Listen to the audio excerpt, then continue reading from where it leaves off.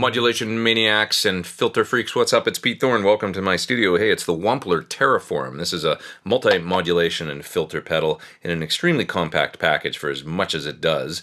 And you heard, of course, on all the guitar parts on that track at the beginning of the video. I tried to use as many of the different sounds that are in this thing as possible. 11 different types of effects built in there, and I tried to hit almost all of them. Didn't quite get to all of them. So there's an auto swell feature in there. I didn't use that. There's also a couple different tremolos, didn't get to those, as well as envelope.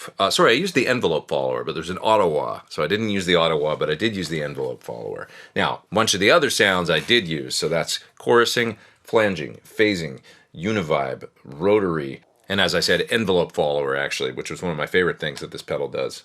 It's got 8 different presets. You can actually store presets in it, recall them right here on the front of the unit, or you can recall them via MIDI. It's got those new kind of small MIDI jacks that you need a converter to use, but it makes the whole pedal smaller, so that's cool. It's also got an expression pedal jack. You can hook up a pedal and control different parameters depending on, you know, what sound, what type of effect you're using. Tap tempo, on-off switch. And then on the side here, of course, the in and out jacks, and another switch on the top here, pre and post. So what's that all about?